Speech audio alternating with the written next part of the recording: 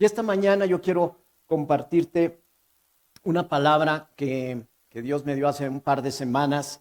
Y es una palabra que está basada en un evento que sucedió pues hace ya más de 2500 años. Esto sucede precisamente en la vida de uno de los hombres más impresionantes que haya existido, que es Moisés, ¿verdad? Y todos hemos visto películas de Hollywood de Moisés, igual que de José y bueno, pues tantas cosas, ¿no? Pero hay veces que se nos olvida un poco en capítulos específicos qué es lo que sucedió y cómo poder meditar mejor y aprender para que esto podamos nosotros tomarlo y poderlo reproducir.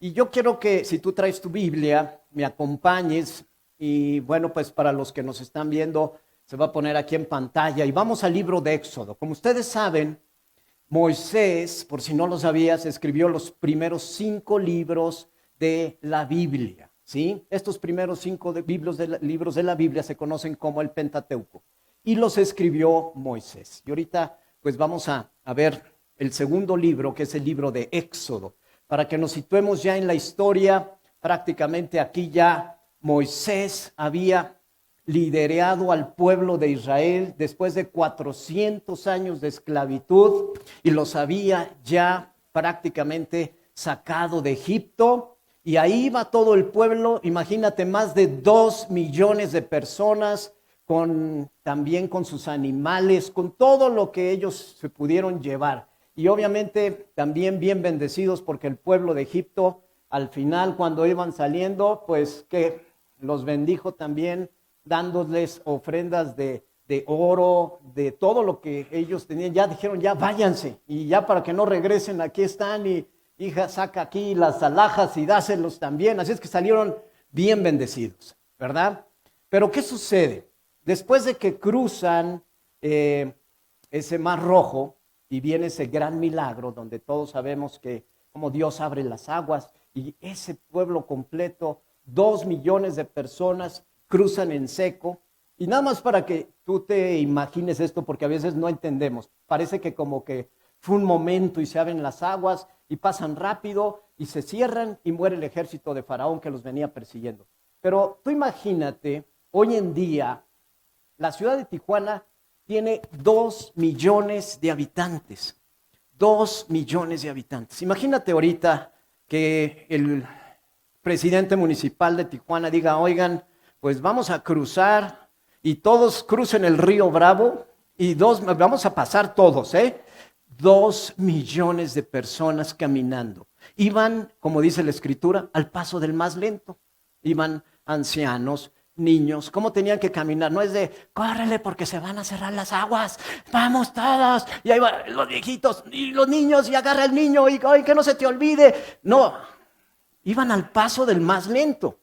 O sea, imagínate, ellos iban así como cuando vas viendo ese espejo donde están las aguas abiertas, los peces aquí. Imagínate todo ese episodio completo, como cuando vas a esos acuarios donde están aquí los tiburones y tú pasas por ese túnel de cristal. Pues una cosa similar, pero esperando que pasen 2 millones de personas. Yo no sé cuánto tiempo les haya tomado, pero tenemos que ver estos detalles que son muy importantes, en que toda una ciudad completa del tamaño de Tijuana haya pasado y cruzado por ese mar en seco. Ni siquiera había charcos, dice que cruzaron en seco. Nada de que, a ver, remángate ahí la túnica. No, cruzaron en seco. Y allí iban, ¿verdad? Y llegaron a un lugar, y ahorita vamos a leer esta historia, ¿verdad? De todo lo que sucede aquí en Refidim. Repite conmigo, Refidim. Parece receta médica, pero no. Vamos a ver lo que sucede. Dice en el versículo 1 del capítulo 17 de Éxodo: por orden del Señor, toda la comunidad de Israel partió del desierto de Sin y anduvo de un lugar a otro. Finalmente acamparon en Refidim, pero ahí no había agua. Repite conmigo, no había agua. Muy bien, me encanta porque se oye agua. Efecto cubrebocas. Así que el pueblo volvió a quejarse contra Moisés. ¡Danos agua para beber!, reclamaron. ¡Cállense!, respondió Moisés. Ya estaba harto, ¿verdad? ¡Cállense! ¿Por qué se quejan contra mí? ¿Por qué ponen a prueba al Señor? Pero ellos, atormentados por la sed, siguieron discutiendo con Moisés. Yo no sé si tú has visto cómo discute un judío, pero agárrate, ¿eh? Imagínate ahora 2 millones ahí y el pobre Moisés recibiendo las quejas de todos. 2 millones de voces. Queremos agua, queremos agua. Y el pobre Moisés, pero discutiendo como buenos judíos. ¿Por qué nos sacaste de Egipto? ¿Quieres matarnos de sed a nosotros, a nuestros hijos y a nuestros animales? Entonces Moisés clamó al Señor y pues él no podía quejarse ni con Aarón, así es que siempre volteaba para arriba, allá atrás. ¿Y qué fue lo que le dijo? ¿Qué hago con este pueblo? Están a punto de apedrearme. Y el Señor le dijo a Moisés, pasa por delante del pueblo y toma tu vara. Repite conmigo, vara. Muy bien. La que usaste para golpear las aguas del Nilo. ¿Qué sucedió cuando golpeó las aguas del Nilo? No se abrieron. ¿Ya ven? Ese fue el Mar Rojo, no el Nilo. Me voy a tener que regresar a Génesis 1 entonces. A ese a todos. Y llamó a algunos ancianos de Israel para que te acompañen. Llama a algunos ancianos, ¿verdad? Es decir, él está dando autoridad. Los ancianos representan siempre autoridad, ¿no? Entonces, dice Dios esto, fíjate qué hermoso. Yo me pararé frente a ti sobre la roca en el monte Sinaí.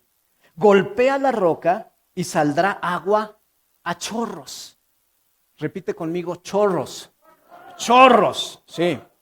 Golpea la roca y saldrá agua a chorros, entonces el pueblo podrá beber. Así que Moisés golpeó la roca como se le indicó y el agua brotó a chorros a la vista de los ancianos. Ojo, no fue la primera vez que Moisés golpeó una roca. Esta no es la vez donde Dios le jaló las orejas a Moisés porque le dijo, habla a la roca y él la golpeó. Eso es más adelante, ¿sí? Esto es muy importante distinguir porque aquí sí siguió la instrucción tal cual como Dios se la dijo. En la segunda vez, ¿qué fue lo que sucedió? Eso le costó a Moisés no entrar a la tierra prometida. Escuchemos esto. Pero fíjate, es un hombre muy obediente. Es un hombre que está liderando 2 millones de personas. Es un hombre, ahorita lo vamos a ver todos estos atributos porque es impresionante Moisés. Entonces Moisés llamó a aquel lugar Masá, que significa prueba, y Meribá, que significa discusión, prueba y discusión. Porque el pueblo de Israel discutió con Moisés y puso a prueba al Señor diciendo, ¿está o no el Señor aquí con nosotros? ¿Cuántas veces has dudado de que haces una oración y Dios no responde? ¿En verdad Dios escuchó mi oración? ¿Dios está escuchando mi clamor? ¿Por qué no me contestas?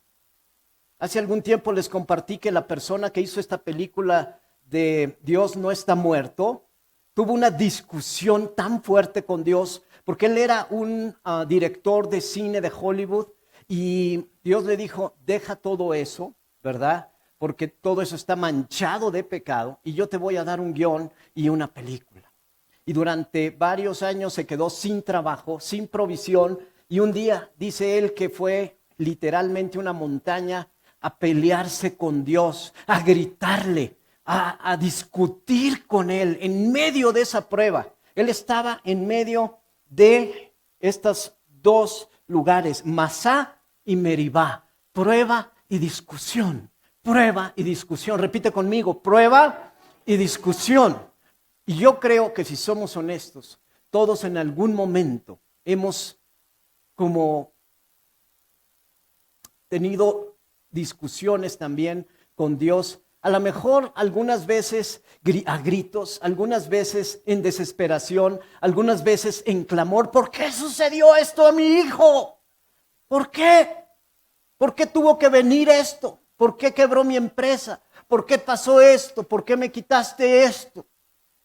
Y viene una discusión, pero lo que nunca se te debe de olvidar es que estás en medio de una prueba, ¿sí?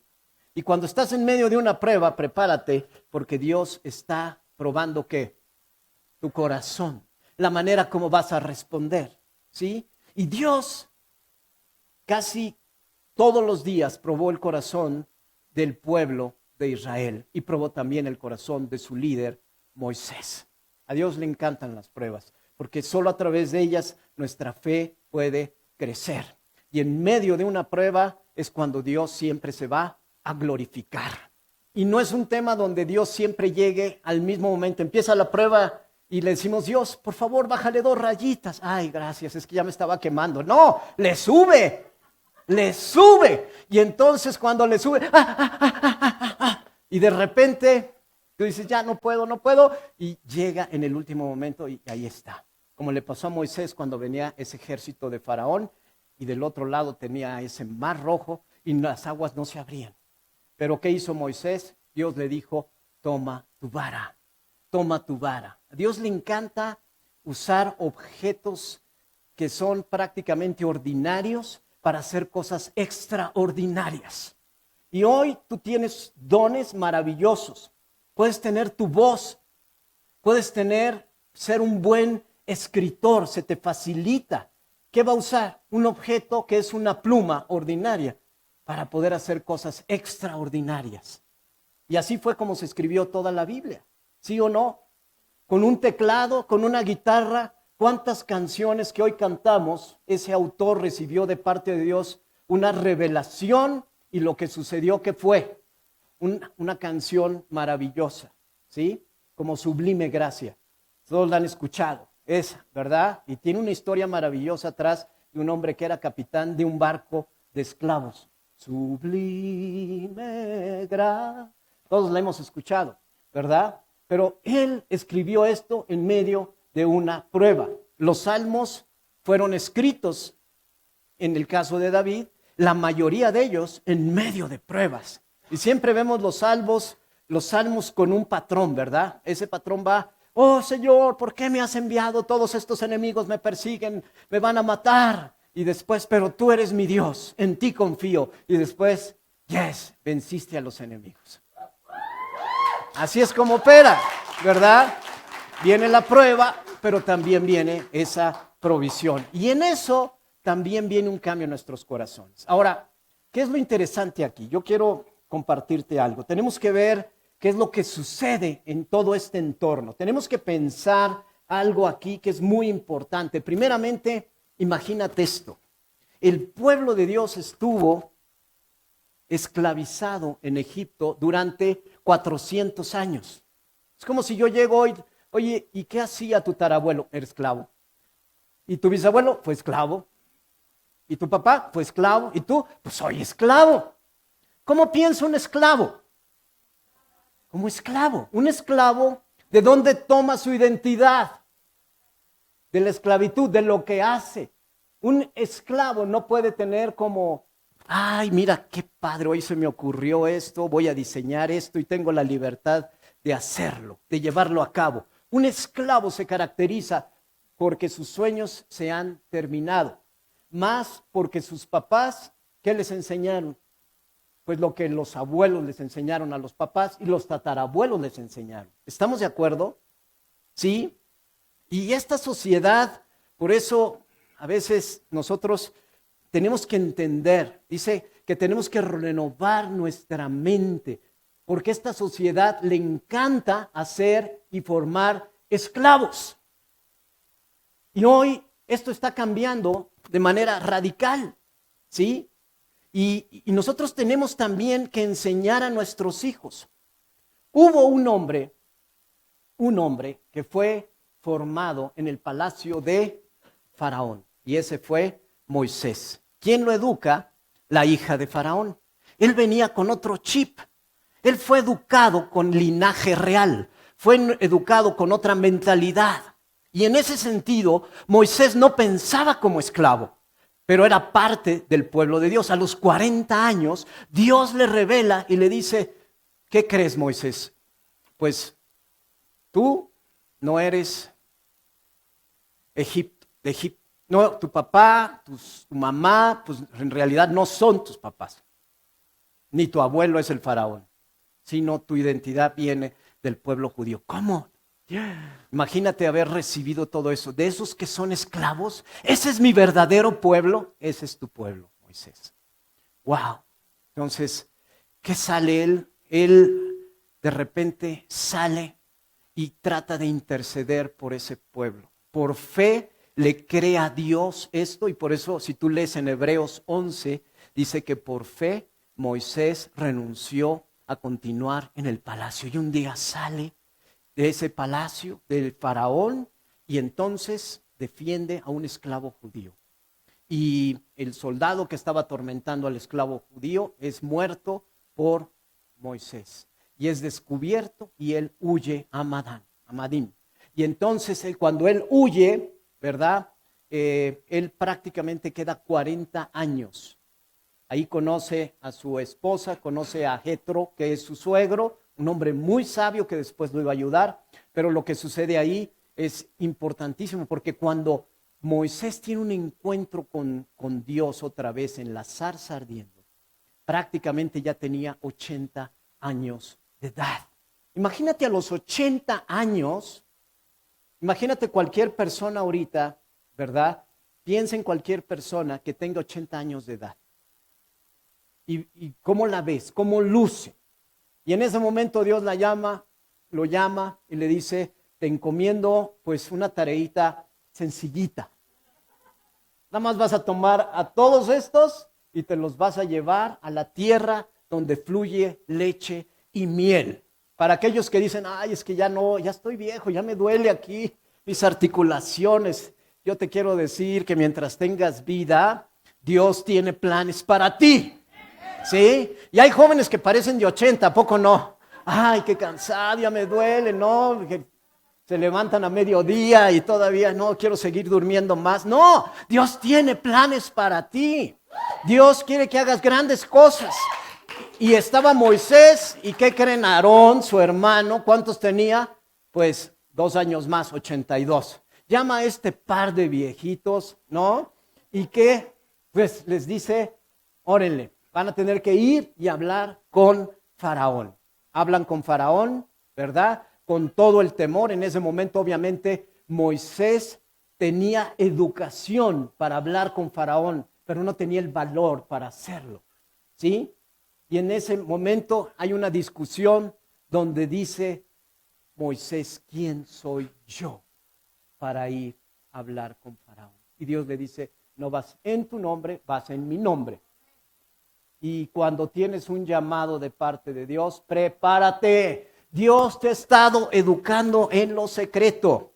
Dios te ha estado formando en lo secreto para que en un momento así sea manifestado todo lo que has estado aprendiendo, sin importar tu edad. Tú puedes decir como Jeremías, es que apenas soy un muchacho. O puedes decir como Moisés, es que ya estoy muy viejo. No hay edades para Dios. Sí, porque Dios se mueve en la 4ª dimensión. Dios es el que nos da las fuerzas. Dios es el que nos equipa. Y a través de los dones que ha puesto en ti, está esperando que hagas grandes cosas sin limitaciones. Lo único que necesita Dios es tu sí. Y se acabó.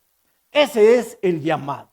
Y yo estoy seguro que cuando termine esta plática vamos a entender esta importancia que hay aquí acerca del llamado. También dice que Dios le dio una vara, ese objeto común que puede hacer cosas extraordinarias. ¿Qué vara te ha dado Dios?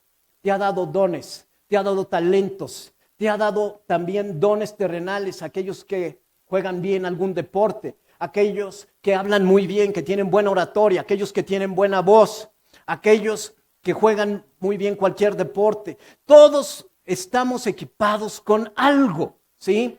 Esa es tu vara. Y tu vara siempre va a estar empoderada por el nombre de Jesús, porque siempre oramos a través del nombre de Jesús. Por eso dice que cuando usamos el nombre de Jesús, toda rodilla se dobla. El nombre de Jesús tiene dominio sobre toda persona. Tiene dominio sobre todo lo creado, porque fue puesto por sobre todo. Así es que el nombre de Jesús es ahora que nuestra vara. ¿Sí? Así es que hoy tenemos que poner siempre delante, por sobre todo, el nombre de Jesús. Ay, a ver, búscate el doctor, ¿cómo se llamaba? Ese que era experto, es que se acaba de abrir, ese cirujano buenísimo que no le dejó ningún rastro a mi hijo. Pero antes, el nombre de Jesús. El nombre de Jesús, el nombre de Jesús, el nombre de Jesús. Siempre el nombre de Jesús. ¿Sí? Hablaba también Moisés cara a cara con Dios. Imagínate eso. Era amigo de Dios, así lo dice la Escritura. Era amigo de Dios.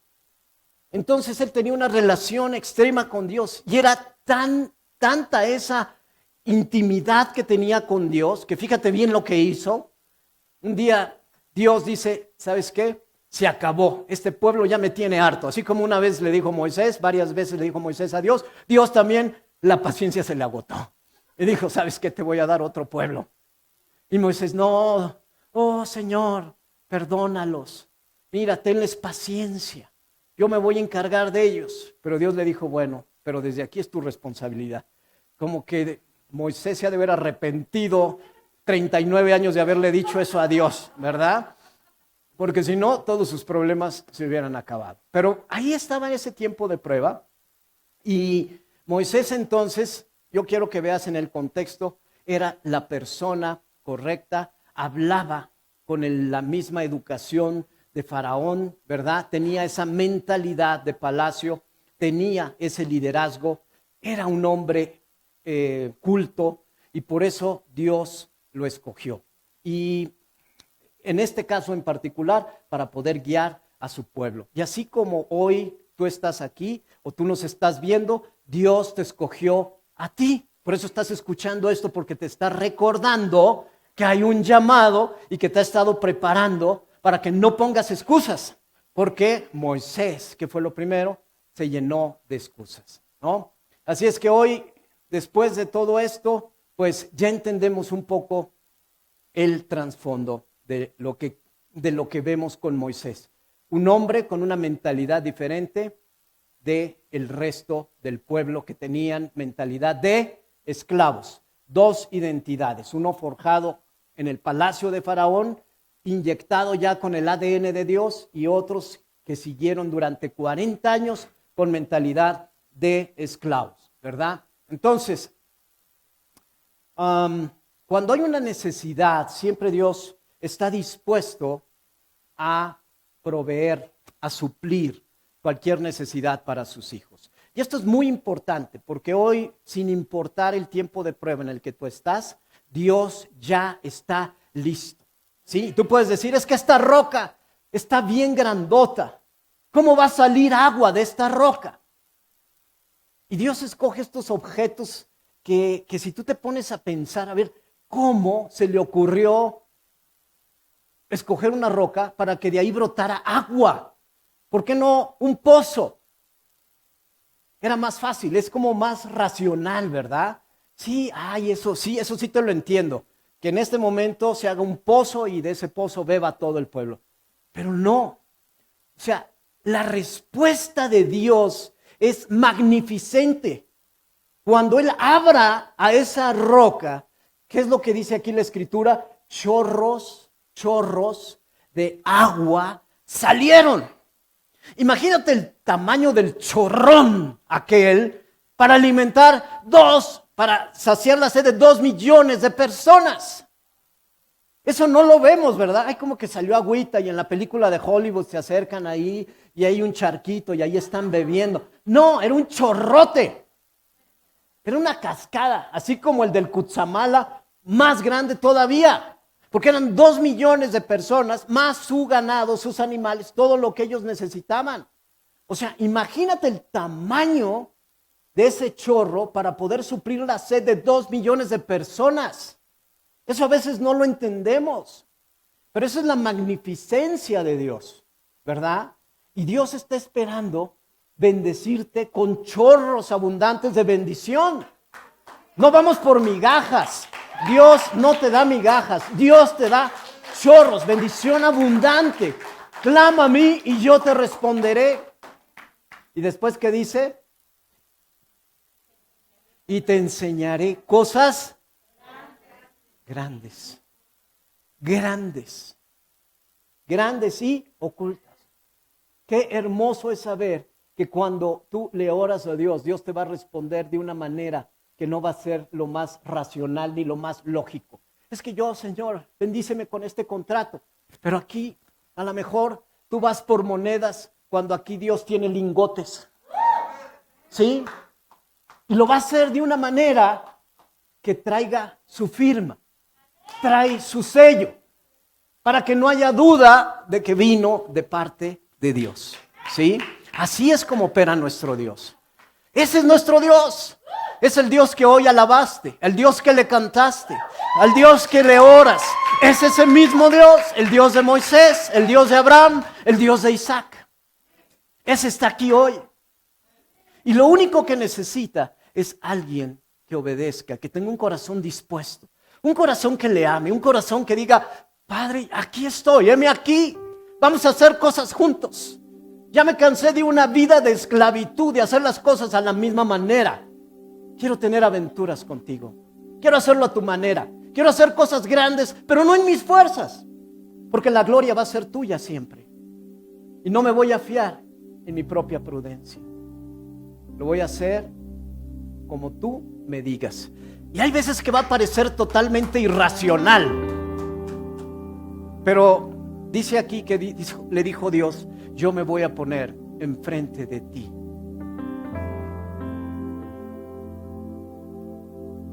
Yo me voy a poner enfrente de ti. ¿Sabes qué? Porque Dios siempre es el primer porrista. Ese es mi hijo Moisés. Ese es mi hijo en el cual tengo complacencia. Dice la palabra de Dios en 2 de Crónicas que todos los días los ojos de Dios recorren esta tierra buscando que hombres que le quieran agradar, corazones dispuestos. Dispuestos a decirle sí, Señor, sí, Padre, yo lo hago, yo voy, yo oro, yo te creo a ti, yo emprendo, yo. Y cuando hay un corazón dispuesto, Dios siempre va a estar respaldándote. Dios te va a dar esa autoridad, porque ya te la dio en el nombre de Jesús. Ya esa autoridad tú la llevas, ya no tienes que pedir prestado la vara. Esa ya te la dio, venía con el paquete llamado gracia. Por gracia, hoy podemos hacer todo lo que nosotros queramos. Bástate mi gracia, porque mi poder, ¿qué? Se perfecciona en tu debilidad. Mientras menos soy yo, mientras menos Humberto haya y más de Jesús haya en mí, más y más chorros, más de su manifestación, más agua que puede brotar y poder llevar a tantos la bendición que hoy se necesita. Y hoy la pregunta es, ¿cuál es tu roca? ¿Cuál es tu roca? ¿Cuál es tu roca? ¿Has estado escuchando la voz de Dios? ¿Qué estrategia te está dando? Recordemos que hay diferentes maneras. Y no se trata de que la voy a golpear con el pie y voy a llegar con un taladro neumático y voy a derribar esta roca, porque a veces así queremos. Córtale la cabeza a Satanás y sáltale y bríncale y órale y acá. ¿Cuál es lo que Dios te está dando como estrategia? Una vez le dijo Dios a Moisés, para esa roca, golpéala. Pero la segunda dijo, habla a la roca. Pero Moisés estaba atento la primera vez. La segunda vez lo hizo a su manera y no le salió. Y eso tuvo un precio. ¿Cómo estás hoy peleando esa batalla? ¿Cómo quieres obtener esa bendición que tú estás buscando, esa victoria? Porque Dios ya te la dio. Tenemos que tener tiempos con Dios para escuchar. Por eso les dije que era tan importante. Dice que hablaba cara a cara con Él. Cuando el velo se rompió, cuando Cristo ganó la batalla, nos dejó la entrada abierta para tener encuentros cara a cara con Dios. Y claro, tú lo quieres ver así con un rostro, ¿verdad? Pero el encuentro más hermoso es en nuestro espíritu, de donde estamos hoy sentados, en la mesa del Padre. Ahí estamos, cara a cara con Dios. Por si tú no te habías dado cuenta, tú estás sentado en la mesa del Padre y el Padre está en la cabecera. Y ahí estás, tienes intimidad con Él. Lo que tú le digas, Él lo escucha, porque Él está atento de lo que un hijo le pide a su padre, de cómo un hijo ama a su padre. Y cuando suceden estos eventos, ¿qué sucede? Viene una revelación. Todo el libro de Génesis fue dictado a Moisés. ¿Por qué? Por revelación. Moisés no estaba ahí cuando Dios estaba. No fue un testigo físico cuando Él estaba formando el universo y creando la tierra. Pero Dios le reveló esto, porque ganó el corazón de Dios, ganó el corazón del Padre. Y así Él obtuvo la revelación de cómo se hizo todo y escribió el libro de Génesis. Igual Juan con Apocalipsis. En visión Dios le da a través de esa revelación. Y son tiempos hoy de tanta revelación como no te imaginas. Dios está revelando en este tiempo todas sus estrategias. Esto que está pasando hoy en Medio Oriente es parte de una estrategia divina de parte de Dios. Los tiempos se están acercando cada vez más. Y como yo siempre les he dicho, necesitamos tener las manos en la cosecha, no en la almohada. Tenemos que estar activos hoy, porque solo tenemos esta vida para poder usar nuestra vara, para poder derrotar rocas. Y dices tú, viva la gracia, ya soy salvo. No, el ser salvo es el inicio de las aventuras con Dios. Lo mejor está el siguiente día. El matrimonio no es la boda, la ceremonia, es lo que viene después. Y esas son las aventuras más maravillosas. Con Cristo siempre hay aventuras. Es una montaña rusa de aventuras. Pero ¿sabes qué? Cuando tienes una mente transformada, tú sabes que cualquier roca que esté ahí, cualquier roca que sea un obstáculo, Dios va a hacer algo con ella.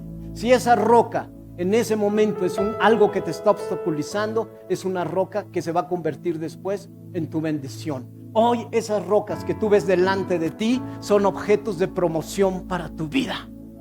¿Sí? Así es como lo tenemos que ver. ¿Cuál es tu roca hoy? ¿Cómo estás peleando esa batalla? ¿Qué es lo que necesitas que salga de esa roca? Y a lo mejor tú puedes decir, híjole, es que ya no puedo, mi matrimonio está complicado, la escuela está complicada, la universidad está complicada, la pareja, no encuentro pareja. A lo mejor esa es hoy tu roca. ¿Qué vas a hacer? ¿Vas a hablarle a la roca? ¿La vas a golpear? ¿Qué vas a hacer? ¿Qué te ha dicho Dios que hagas con eso? Si esa persona es para ti, va a ser para ti, punto. No va a ser en tus fuerzas. Vas a hablar con la roca. Qué hermoso, ¿verdad? Tantas estrategias, tanta revelación, porque es el tiempo de poder ver la réplica de estos milagros. Y siempre, cada roca, Dios la va a usar para tu promoción. Qué hermoso. Ahora, cada vez que veas una roca, cada vez que veas algo que está obstaculizando el camino, te vas a gozar. ¿Y sabes qué sucede? Cuando vences una roca es igual que cuando ves una montaña. Hace 8 años a lo mejor esa montaña la veías muy grande, pero después hoy ves tus montañas que ya venciste y dijiste, oye, pero si eran colinas, eran montículos, pero en ese entonces los veías como una montañota. Pero hoy, ¿qué son? Montículos. Porque Dios te va entregando las llaves de cada victoria. Aquellos que han vencido una enfermedad, oye, pues si ya vencí al COVID, ¿por qué no puedo vencer un cáncer? Y vamos a orar juntos porque Dios ya nos entregó esa victoria. ¿Por qué no puedo orar para que se elimine el COVID de otras personas? ¿Por qué no puedo yo, que a mí me dio también, vamos a suponer, cualquier enfermedad que te haya dado, cualquier cosa, cualquier prueba, cualquier montaña que haya puesto, en lo económico, en lo físico, en lo mental, cualquier situación. Si tú ya, tenemos parejas donde dicen, bueno, pues yo ya estuve divorciado, pero ¿sabes qué? Ese no era mi camino a seguir y yo hoy estoy junto con mi esposa. Bueno, tienes la unción para hablarle a matrimonios, para restaurar matrimonios, porque ya venciste en esa área, ¿sí? Dios ya te entregó esa roca y de esa roca van a salir chorros y bendiciones, porque esa es la vida con Dios, de estar venciendo, de estar peleando esas buenas batallas, y cada vez que peleas esas buenas batallas, nuestro Dios se glorifica. Así es que hoy estamos aquí para poder menguar más, recibir más de Él. Y tú vas a ver que cada vez que lo hagas, chorros, ríos de agua viva van a fluir. Y palabras de vida para muchos van a cambiar y transformar en el nombre de Jesús. Amén.